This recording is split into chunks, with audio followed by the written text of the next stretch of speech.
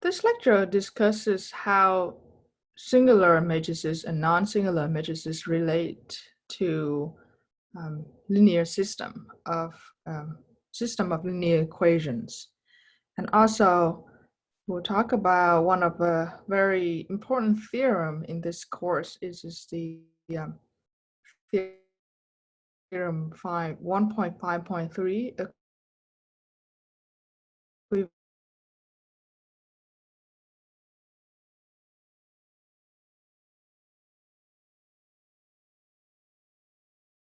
Ax equals to, again, where A is the coefficient matrix, X is the variable vector, and B is a constant vector. Then we can obtain an equivalent system by multiplying both sides of the equations here by a non-singular m by m matrix to the left of A. Okay, again, this matrix here is has the size of m by m, and you multiply m to the left of A and m to the left of B vector.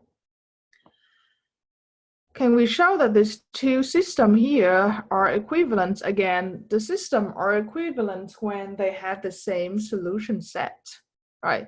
If the solution of the system is also the same as the solution of the system, and if the solution of the system is also the same as the solution of the system, then these two systems here are equivalent.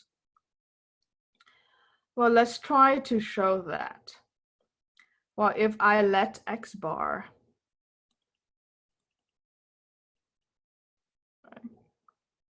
be the solutions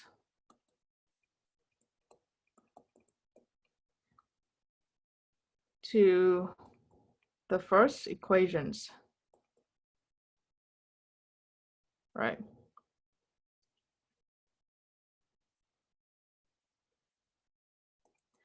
Then m a of x bar equals to b. Okay.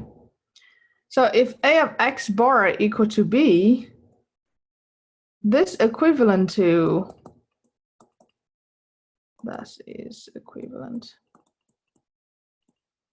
to, well, m, if you multiply m to both sides,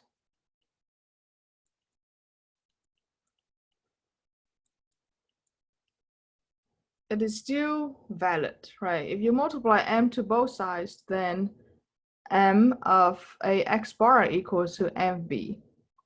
So this implies x bar is also the solutions to the second system, okay? Well, we just showed that if x bar is a solution to the first system and is also the solution to the second system, how about if I said let x, and let's say y bar be the solutions to 2, then, you know, m a y bar equals to mb. And this equivalence to, if, because m is non-singular, then m inverse exists. So that means you just need to multiply m inverse to both sides.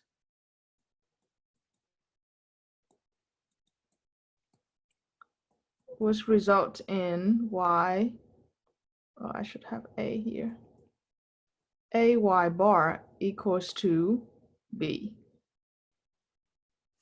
That means y bar is also the solution to 2.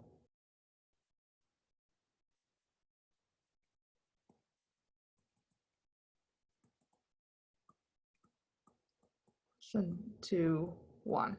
Okay, so you just show that if solutions of the first system will be the solution to the second system, and you just show that the solution to the second system is also the solution to the first system, that means the two systems here are equivalent.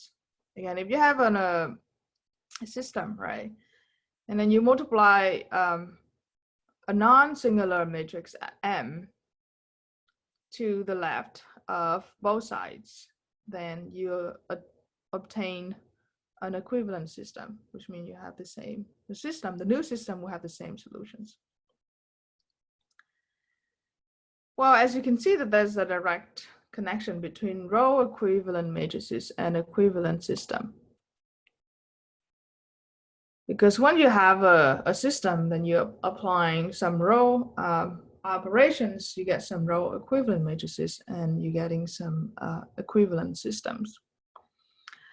And if you have two augmented matrices, A augment B and B augment C, if they both are row equivalent, then that means the two systems AX equals B and BX equals C are equivalent systems, which makes sense, right? Because you go from A to B, using some row operations, then the two systems here will achieving the same solution. Well, thus, the following statements are true. The first statement is if A is row equivalent to B, and then B will be row equivalent to A. Because if you can use some row operation to go from A to B, then for sure you're going to use row operation to go from B to A. The second statement is if A is row equivalent to B, B is row equivalent to C, then A is row equivalent to C. Okay. Use some row operation to go from A to B.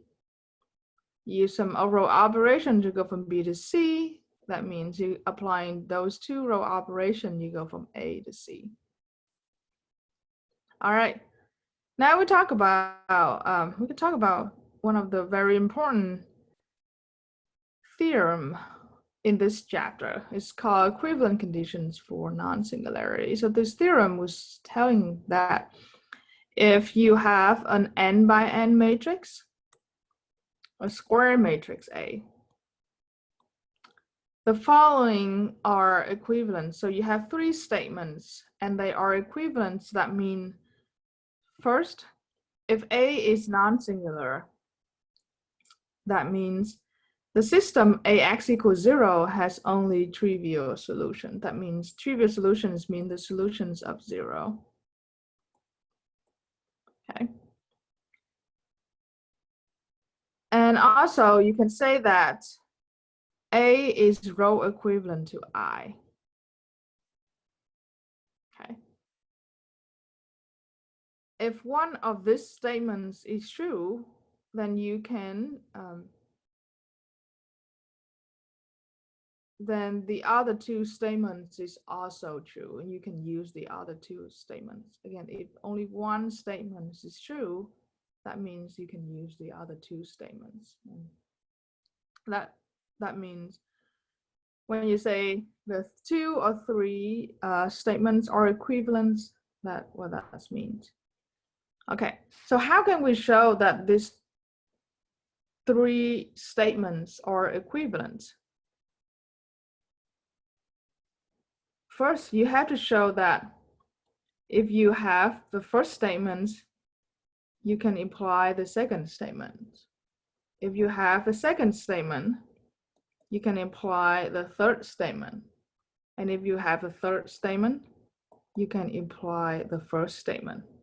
So 1 to 2, 2 to 3, and 3 go back to 1. That's how we show the three statements are equivalent.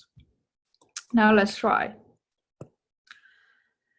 So if A is non-singular, show that AX equals 0 has only trivial solutions. So say, I assume if A is non-singular. If A is non-singular, then what we know is A inverse, right, exists and unique. Okay. So then now if we consider this AX equals to 0.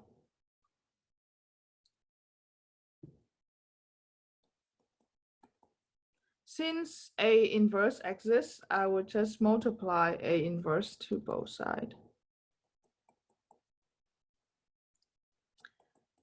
which will give you A inverse time A is I, right? So that means X equals to 0. Since A inverse exists and unique, I multiply A inverse to both sides, and I get the solution X equals 0 is the only solution.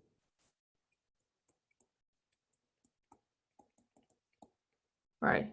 And X equals to 0 is a trivial solution, the only trivial solution. This shows the system, if A is non-singular, the system AX equals to 0 has 0 is the only solutions. I'm done with the first step. The second step is I want to show 2 implies 3. So 2 is if AX equals 0 has only the trivial solution, then A is row equivalent to I. If 2, then 3. How does that's true? So say if AX equals 0 has the only solution,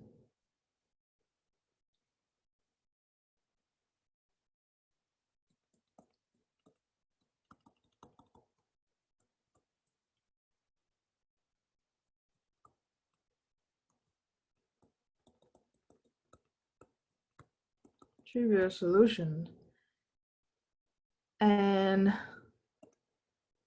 we can reduce, all right? So then the reduced row echelon form of A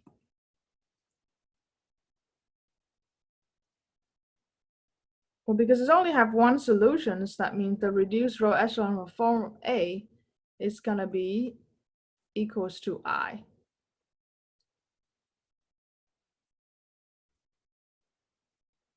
This implies that there are a sequence, right?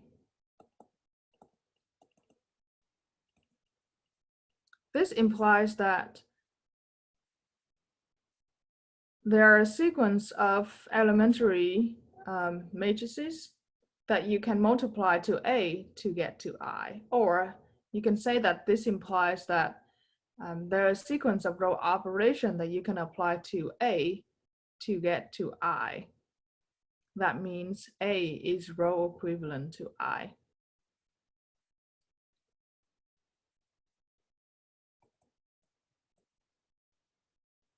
They are a finite sequence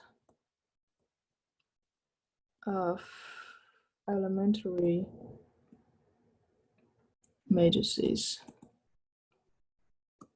EI such that EK, E2, E1, A equals to I. There's A is row equivalent to I. Okay.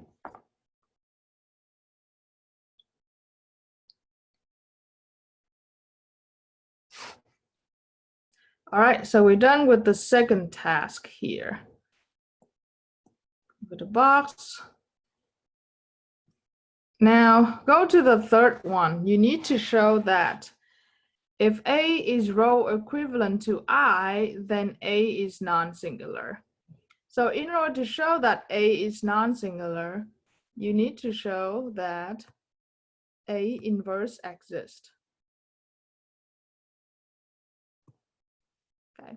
In order to show a matrix, a square matrix is non-singular, you can show that A inverse exists. Well, we just look at the second task here. We just show that there is a if A is row equivalent to I, then there's a finite sequence here of elementary matrices. Then you multiply to A, you get I. So I suspect that this the products of all of these elementary matrices here is A inverse. Is that true? So you have, if you see that this is A inverse, then A inverse times A equals I, right? So A inverse, if it exists, then I have to show that A times A inverse equals to I, right? In this statement, I have A inverse times A equals to I, and I have to show that A times A inverse equals to I in order to show that this is the inverse of A. And if the inverse of A exists, then A is non-singular, okay? So suspect that this is A inverse. We need to show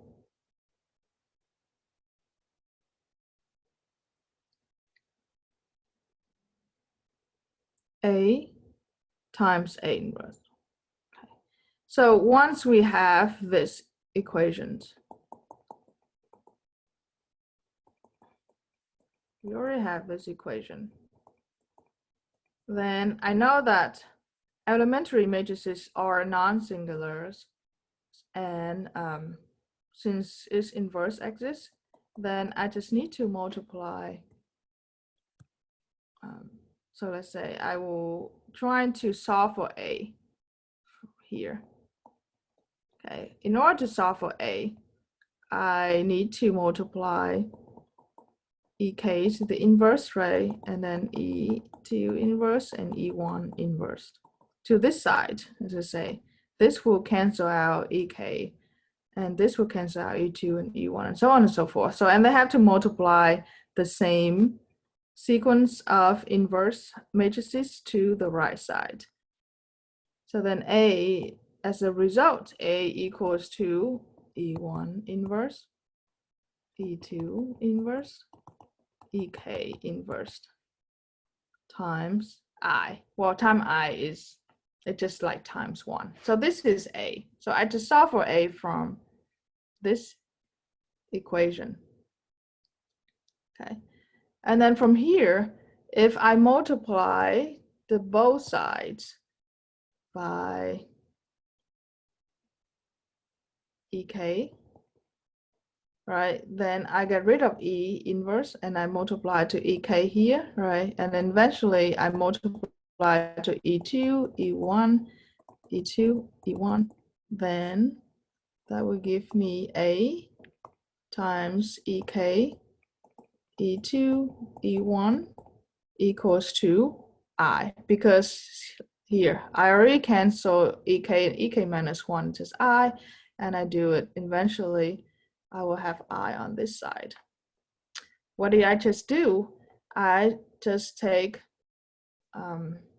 this equation here, solve for I, and then I multiply, solve for A here, and then I multiply both sides by a sequence of EK times E2, E1.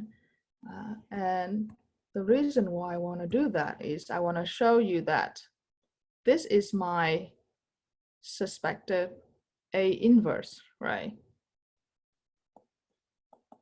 And I just show that A times this matrix equals to I, and given that this matrix times A equals to I, that means A inverse exists. So this implies, right, A inverse exists and unique. Thus, A is non-singular. Therefore, A is non-singular. That's what you want to show. So I just show that if I have a first statement, I can imply the second statement. That means you can use a second statement. I mean, if the first statement is true, the second statement is true. If the second statement is true, then the third statement is true. If the third statement is true, then the first statement is true. After these 3 steps, I already finished my problem for showing that the 3 statements are equivalent. And from this theorem, you can come up with a corollary 1.5.3 is saying if the system AX equals to B of a linear equation n unknowns, right? That means A is an n by n matrix. It's a square matrix. So this system here will have a unique solution if and only if A is non-singular. So if you have a square, a matrix, right, a system of n unknowns and n unknowns and n equations, then the system, AX equals to B, where A is the coefficient matrix of the system, will have a unique solutions if and only if A is non-singular. So this corollary and the theorem and these sections here to show you some relations between singularity of matrices to linear system of equations. Otherwise, so if A is singular, that means the inverse of A doesn't exist, then the system AX equals to B either will have no solutions or will have many solutions depending on B. All right. But if A is non-singular, if you can show that A is non-singular, then the system here will have a unique solution. Otherwise, it has either zero solution or infinitely many solutions. Those are the possible set of solutions for any system of linear equations: unique solutions, no solution, or infinite many solution.